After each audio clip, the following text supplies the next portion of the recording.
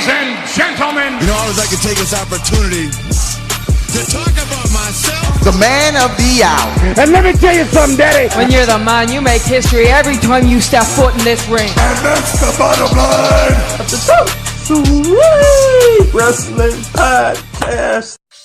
Ladies and gentlemen, welcome to episode 74 of the Top Sweet Wrestling Podcast. Ladies and gentlemen, we're about to hop right on into it. We got Fight for the Fallen breakdown. We got WWE Extreme Rules breakdown. We're going to hop right on into it. We got Best Thing, Funniest Thing this week. No number one spot. We're going to hop right on into that as well. Feel free. You can find me at linktr.ee/2sweetpod. That's where all my listings are for this podcast. I say it every week. Periscope, YouTube, iTunes, the list goes on and on and on. Twitter at 2sweetpod as well. So we're going to hop into Best Thing, Funniest Thing. The best thing of the week, Impact Wrestling Slammiversary. What a pay-per-view it was. I had some up and down moments, but for the most part, it was very good. A very enjoyable pay-per-view. Headlined by Tessa Blanchard versus Sami Callihan in what was a very physical match. A fantastic match that put Tessa Blanchard over very well, even though she did not get the victory. I like that. That left it open for a rematch down the line. Sami Callihan picked up the victory there, but it was a phenomenal pay-per-view. Brian Cage and Michael Elgin had a Haas battle. I enjoyed that as well. Phenomenal pay-per-view. The funniest thing of the week, look, it can only be but one thing, and I'm about to take it away right here. The best in the world!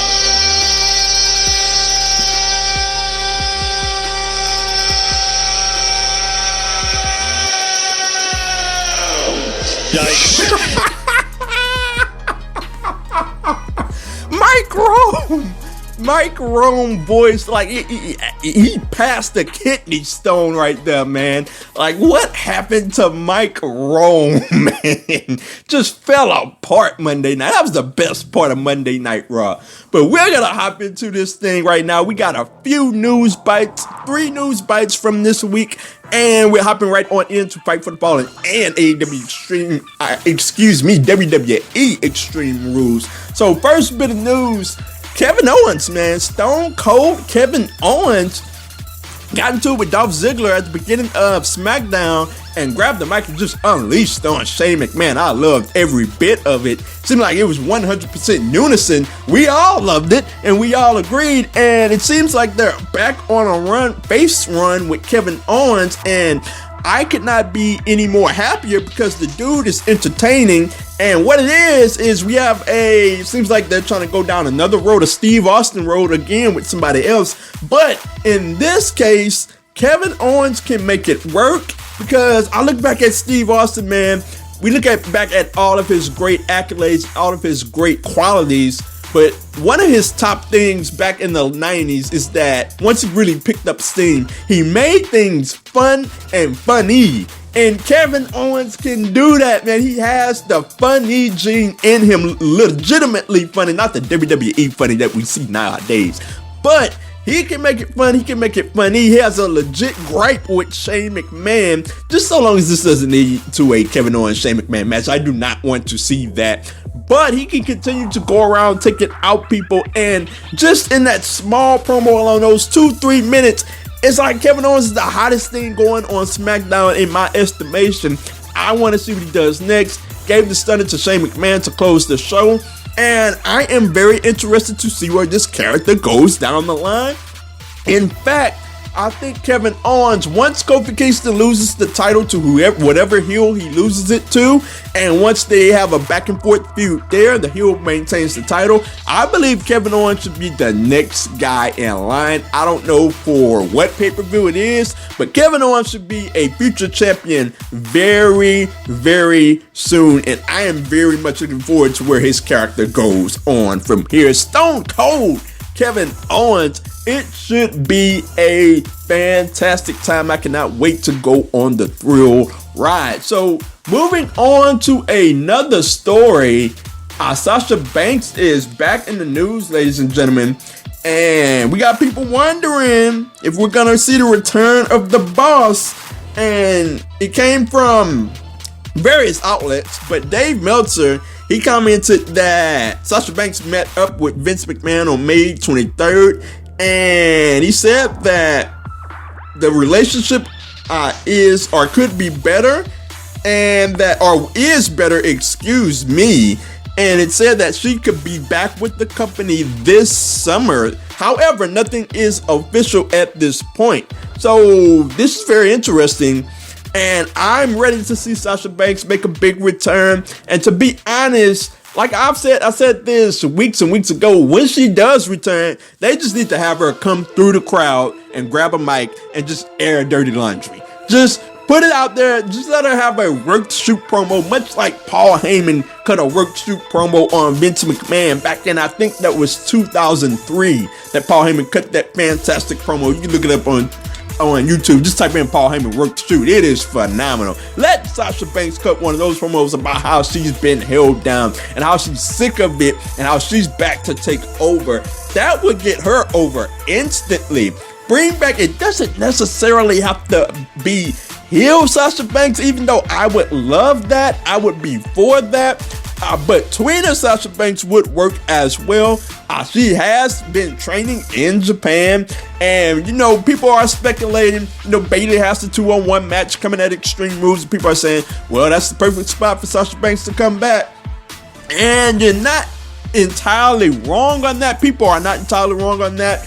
But I do not want to see Sasha Banks come back as the lovable Sasha Banks with the hugging Bayley again, being friends with Bayley again. I don't want to see that. However, I would love, if they're not going to have her come back in the way that I say that she should come back, they could have her show up at Extreme Rules and ragtag Bayley and beat her down. We can start a feud right then and there. That would be phenomenal. Sasha Banks, reports out there, whispers out there, people talking about it. We'll see how it all goes down. So to the last story of the day before we hop into pay-per-view breakdowns, LAX, man.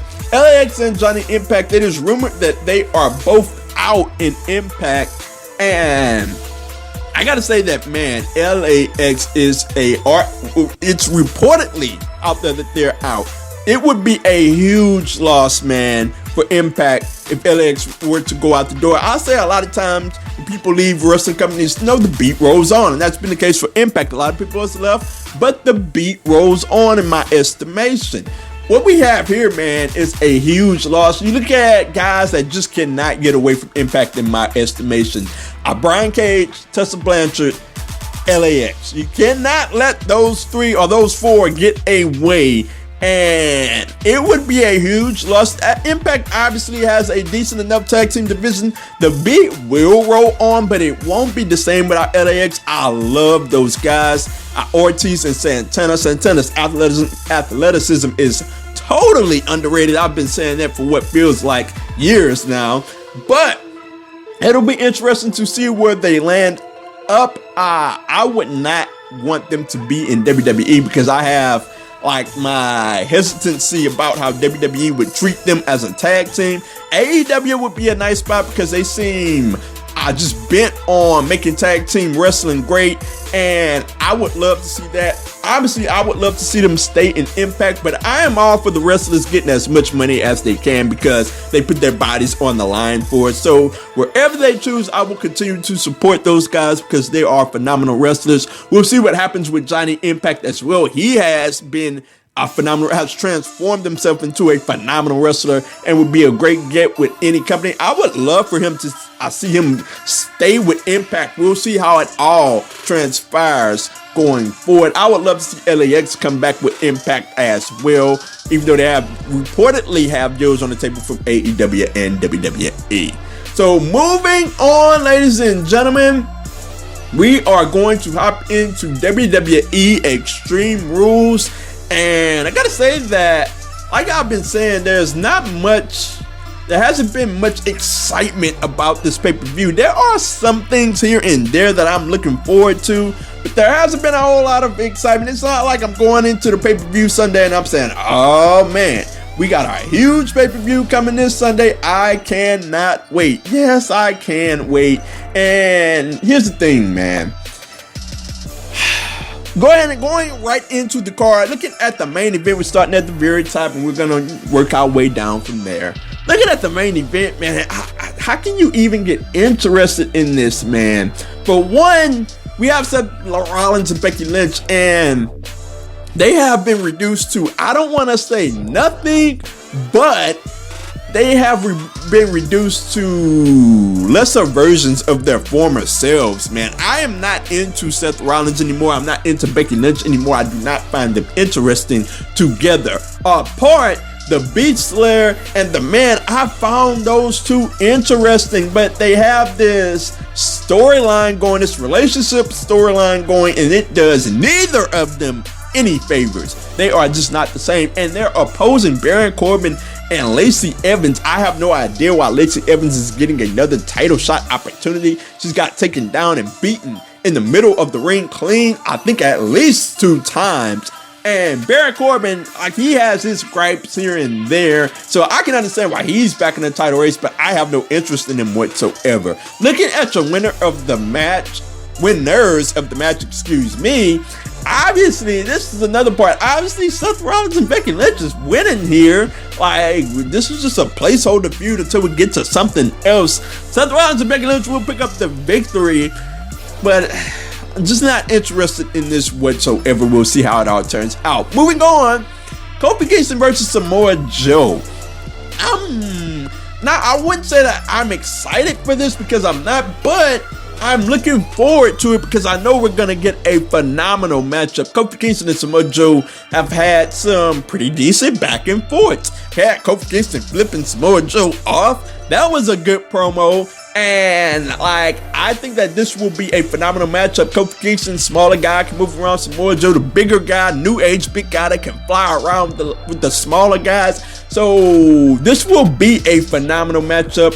At the end of the day, man, this is tough because I do not want Kofi Kingston's reign to end here, but man, Samoa Joe needs a big win. We do this thing with Samoa Joe, we build him up all these times and gets to the big match and Samoa Joe loses. So neither guy can really afford to lose here, but the winner in my estimation will be Kofi Kingston. He will pick up the victory. So moving on, we got The Undertaker and Roman Reigns versus Shane McMahon and Drew McIntyre.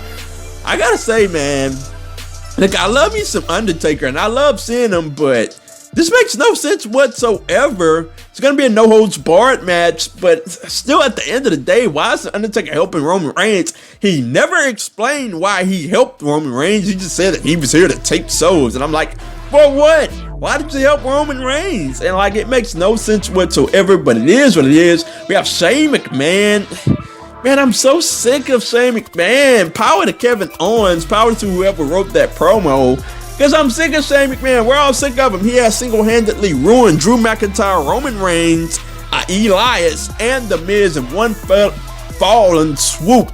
And I have no interest in the guy whatsoever. The winners here will be The Undertaker and Roman Reigns. It makes no sense to have them pick up the loss here.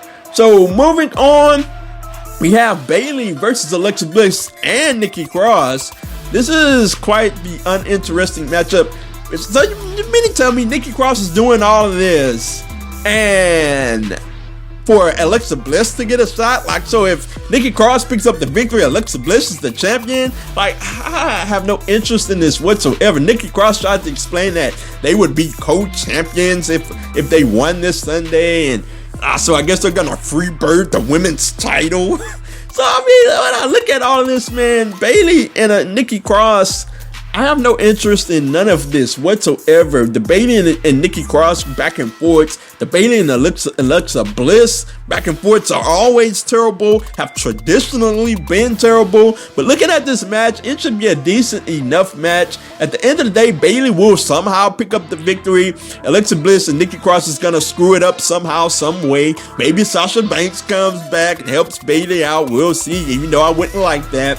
but that theory is certainly out there. At the end of the day, Bayley will pick up the victory. She will be your winner. Moving on, we got the Cruiserweight title on the line. Drew Gulak versus Tony Nese. Drew Gulak picked up the huge win. Finally got the Cruiserweight Championship. Picked it up in a 3-way. Did not pin Tony Nese. So we have this rematch at hand. It will be 1-on-1. I cannot imagine them having Drew Gulak pick up the victory for the championship and then lose it on the very next pay-per-view. I can't see that happening. So at the end of the day, Drew Gulak will pick up the victory. He will retain the Cruiserweight Championship in what should be a fantastic matchup. So moving on, we're going to keep it moving here. We're keeping it moving. We're keeping it quick. The SmackDown Tag Team Championships on the line. Daniel Bryan and Rowan versus The New Day versus Heavy Machinery. This should be a fantastic matchup. I cannot explain to you guys how much I love the fact that Heavy Machinery has gotten over big time with the crowd. I absolutely love it, man. The crowd loves Otis, and I love every bit of it. This should be a phenomenal matchup, man. We have 3 really good tag teams. Heavy Machinery can really move around for their size. I love it. At the end of the day, who picks up the victory here? I would actually love it if Heavy Machinery won the titles here, but I don't think it's time for Daniel Bryan and Rowan to lose them yet, and I think Daniel Bryan and Rowan will pick up the victory here. So moving on, we got Aleister Black. We found out his mystery opponent. It was Cesaro. I gotta say that was a little bit of a letdown. You know, I was expecting somebody big or somebody dark, and we got Cesaro, and I'm like, okay. But the plus side to it is that it will be a phenomenal matchup. It will be an excellent matchup. At the end of the day, we finally have a situation to where at least it's not Bray Wyatt and Aleister Black, to where it would be a situation to where nobody could lose. Cesaro can afford to lose here. He will lose here. Aleister Black will pick up the victory, and I hope that this is a feud going forward. Moving on, we have Ricochet versus AJ Styles, the matchup that I'm looking forward to the most here. It should be a phenomenal matchup, no pun intended. We have a good storyline going here with the club. The club has reformed, but the drawback to all of this is that neither guy can afford to lose here. Ricochet can't afford to lose in what would be, I think, his first title defense as United States Champion. For the most part, looking past that match they had on Raw, he can't afford to lose here. AJ Styles can afford to lose his first match back as the leader of the club. But at the end of the day, I think that they are going to go with Ricochet to pick up the win here. And I think the feud will somehow move on forward. And I expect it to be a phenomenal matchup. Looking toward the next matchup, we have Braun Strowman and Bobby Lashley here. Last man standing match. They had a physical matchup on Raw, went through the stage, and I gotta say that they have sold me on this matchup. I don't like Bobby Lashley just coming back on Raw and squashing Rey Mysterio, but it is what it is. We have what should be a Haas matchup here, and what should be a very physical matchup. Your winner at the end of the day, I expect to be Braun Strowman. They had a lot invested into Braun Strowman. We'll see how they use him going forward. So moving on to the last matchup of the night, the Revival versus the Usos for the Raw Tag Team Championships. We have finally taken these guys seriously. We aren't feuding over Uzi Hot anymore, thank goodness. So looking at the matchup, it should be a phenomenal matchup, one that I'm very much looking forward to. At the end of the day, I expect the Revival to retain the championships, and I expect a phenomenal matchup, man. It should be a whole lot of fun. We'll see how Extreme Rules turns out. You know, at first, I'll give it a chance because Stomping Grounds, I thought that was going to be a bad pay-per-view. That turned out to be a decent pay-per-view. So hopefully Extreme Rules turns out to be a decent pay-per-view as well. We are going to move on to AEW Fight for the Fallen. This should be a decent enough pay-per-view. It's a decent enough card. What I wouldn't call a great card, but it is a watchable card. It should be very much fun, and it is for free on the BR Live app. That sucker played really well. The internet version played really well on my Xbox. If you got an Xbox, if you got a PS4, you just go to the site. It played fantastically on the most recent pay-per-view, and I expect it to play fantastically here as well. So moving on to the card, we got the buy-in, the Librarian, Peter Avalon versus Sonny Kiss. Not much build here, but your winner, I wouldn't expect the Librarian to go over, just like Leva Bates didn't go over on the most recent pay-per-view. I expect Sonny Kiss to pick up the victory here. So moving on, we're gonna go to another buy-in match. This should be a phenomenal match. MJF, Shawn Spears, Sammy Guevara versus Joey Janela, Darby Allin, and Jimmy Havoc. That team is a strange combination, but it should make for a fantastic match. I hope they give MJF the mic again. Just let the guy completely go off. I would love to see that. But your winners here, I'm gonna go with MJF, Shawn Spears, and Sammy Guevara to pick up the victory. Shawn Spears just had a heel turn, so he could use the victory here to not necessarily further his feud with Cody, but to further his momentum heading into a future match with Cody Rhodes. So moving on, we have Pentagon Jr. and Phoenix versus Scorpio Sky and Frankie Kazarian. SCU versus the Lucha Brothers. This is a difficult one to forecast because SCU could pick up the victory, as we're going to have that tag team title tournament going forward for AEW, but the Lucha Brothers have yet to pick up a victory in AEW, so they can use a win as well. At the end of the day, I see the Lucha Brothers picking up the win here in what should be a phenomenal matchup. I would forecast this one to go on first, and it should tear the crowd down. It should be a fantastic matchup. So moving on, we have Kip Sabian versus Adam Hangman Page. This should be a phenomenal matchup. Kip Sabian was watching Hangman Page as he picked up the victory at AEW Fyter Fest.